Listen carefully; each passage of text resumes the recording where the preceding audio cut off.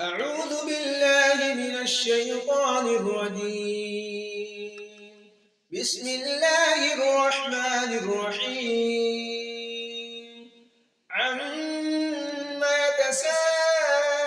يتساءلون عن النبأ العظيم الذي هم فيه مختلفون كلا سيعلمون ثم كلا سيعلمون ألم نجعل الأرض مهادا والجبال أوتادا وخلقناكم أزواجا وجعلنا نومكم سباتا وجعلنا الليل لباسا وجعلنا النهار معاشا وبنينا فوقكم سبعا شدادا وجعلنا سراجا وهاجا وأنزلنا من المعصرات ماء ثجاجا لنخرج به حبا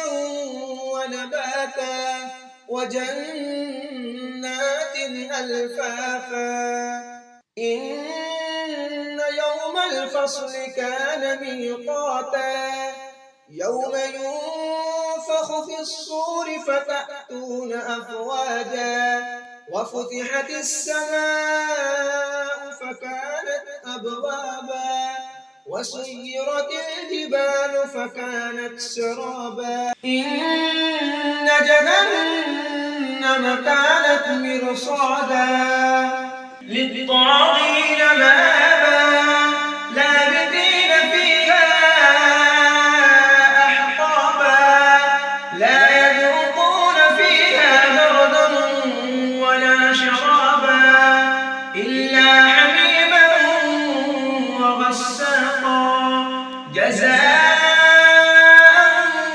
وفاقا إنهم كانوا لا يرجون حسابا وكذبوا بآياتنا كذابا وكل شيء أحصيناه كتابا فذوقوا فلن نزيدكم إلا عذابا إن للمتقين مفازا حدائق وأعنابا وكواعب أترابا وكأسا دهاقا لا يسمعون فيها لغوا ولا كذابا جزاء من ربك عطاء حسابا رب السماوات والأرض وما بينهما الرحمن لا يملكون منه خطابا يوم يقوم الروح والملائكة صفا لا يتكلمون إلا من أذن له الرحمن وقال صوابا ذلك اليوم الحق